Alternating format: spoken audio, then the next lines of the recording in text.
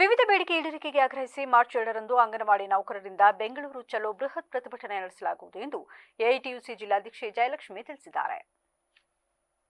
ಸುದ್ದಿಗೋಷ್ಠಿಯಲ್ಲಿಂದು ಮಾತನಾಡಿದ ಅವರು, ರಾಜ್ಯ ಸರ್ಕಾರದ ಗಮನ ಸೆಳೆಯುವ ಉದ್ದೇಶದಿಂದ ಬಜೆಟ್ ಪೂರ್ವ ಪ್ರತಿಭಟನೆ ಆಯೋಜಿಸಲಾಗಿದ್ದು, ಜಿಲ್ಲೆಯಾದ್ಯಂತದಿಂದ 2,000ಕ್ಕೂ ಹೆಚ್ಚು ಅಂಗನವಾಡಿ ಕಾರ್ಯಕರ್ತೆಯರು ಹಾಗೂ ಸಹಾಯಕಿಯರು ಭಾಗವಹಿಸಲಿದ್ದಾರೆ. ರಾಜ್ಯ ಸರ್ಕಾರದ 6ನೇ ಗ್ಯಾರಂಟಿ ಭರವಸೆಯಂತೆ ಅಂಗನವಾಡಿ ಕಾರ್ಯಕರ್ತೆಯರಿಗೆ 15,000 ರೂಪಾಯಿ ಹಾಗೂ ಸಹಾಯಕಿಯರಿಗೆ 10,000 ರೂಪಾಯಿ ಗೌರವಧನ ಹೆಚ್ಚಳ ಜಾರಿಗೊಳಿಸುವುದು ಸೇರಿದಂತೆ ವಿವಿಧ ಪ್ರಮುಖ ಬೇಡಿಕೆಗಳನ್ನು ಮುಂದುವರಿಸಲಾಗಿದೆ. ಅನುಕಂಪದ ಆಧಾರದ ನೇಮಕಾತಿಯಲ್ಲಿ ವಾಸಸ್ಥಳ ನಿಯಮ ಸಡಿಲಿಕೆ, ಅಂಗನವಾಡಿ ಕೇಂದ್ರಗಳ ನಿರ್ವಹಣೆಗೆ ನೀಡುವ 2,000 ರೂಪಾಯಿ ಸಾದಿಲ್ವಾರು ಅನುದಾನದ ಬಳಕೆಗೆ ಸ್ಪಷ್ಟನೆ, ಖಾಲಿ ಹುದ್ದೆಗಳ ಭರ್ತಿ, ಬಿಪಿಎಲ್ ಪಡಿತರ ಚೀಟಿ ವಿತರಣೆ ಹಾಗೂ ನಿವೃತ್ತಿ ವಯಸ್ಸನ್ನು 65 ವರ್ಷಕ್ಕೆ ಹೆಚ್ಚಿಸುವಂತೆ ಸೇರಿದಂತೆ ಒಟ್ಟು 15 ಬೇಡಿಕೆಗಳನ್ನು ಸರ್ಕಾರದ ಮುಂದಿಡಲಾಗಿದೆ ಎಂದು ಹೇಳಿದರು.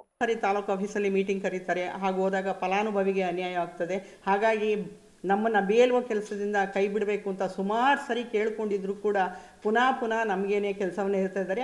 ಅದು ಅಲ್ಲದೆ ತುಂಬ ಯೋಜನೆಗಳು, ಯಾವುದೇ ಸರ್ಕಾರದಿಂದ ಯೋಜನೆಗಳು ಬಂದರೂ ಕೂಡ ಫಸ್ಟು ಕೊಡೋದೇ ಅಂಗನವಾಡಿ ಕಾರ್ಯಕರ್ತೆಯರಿಗೆ. ಹಾಗಾಗಿ ನಮ್ಮನ್ನು ದಯಮಾಡಿ ನಮ್ಮ ಅಂಗನವಾಡಿ ಕಾರ್ಯಕರ್ತೆಯರು ಮತ್ತು ಸಹಾಯಕಿಯರ ಕೆಲಸಗಳನ್ನು ಮಾಡಲಿಕ್ಕೆ ಬಿಡಬೇಕು, ನಮಗೆ BLO ಕೆಲಸದಿಂದ ಕೈ ಬಿಡಬೇಕು ಅಂತೇಳಿ ಕೇಳ್ತಾ ಇದ್ದೀವಿ. ಹಾಗೂ 15 ವರ್ಷದಿಂದ ಕೇಂದ್ರ ಸರ್ಕಾರದಲ್ಲಿ ನಮಗೆ ಯಾವುದೇ ಒಂದು ವೇತನವನ್ನು ಕೊಡ್ತಾ ಇಲ್ಲ, ಸಂಬಳ ಅಂತ ಕೊಡ್ತಾ ಇಲ್ಲ, ಗೌರವಧನ ಅಂತ ಹೇಳಿ ಕೊಡ್ತಾ ಇದ್ದಾರೆ. ಗೌರವಧನ ಅಂತ ಹೇಳಿದರೆ ಕೇಂದ್ರ ಸರ್ಕಾರದಿಂದ ಬರೀ 2,700 ರೂಪಾಯಿ ಅಷ್ಟೇ ಕೊಡ್ತಾ ಇರೋದು.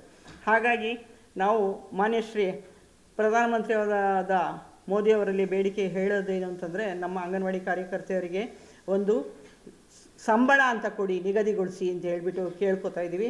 ಕೇಂದ್ರ ಸರ್ಕಾರದ ವಿರುದ್ಧವೂ ಕೂಡ ನಮ್ಮ ಹೋರಾಟ ಇದೆ. ಹಾಗಾಗಿ ಮತ್ತೆ LKG UKG ಪ್ರಾರಂಭ ಮಾಡ್ತಾ ಇದ್ದಾರೆ, ಅದನ್ನು ಅಂಗನವಾಡಿ ಕೇಂದ್ರದಲ್ಲೇ ಪ್ರಾರಂಭ ಮಾಡಬೇಕು ಅಂತ ನಮ್ಮ ಒಂದು ಬೇಡಿಕೆ ಆಗಿದೆ.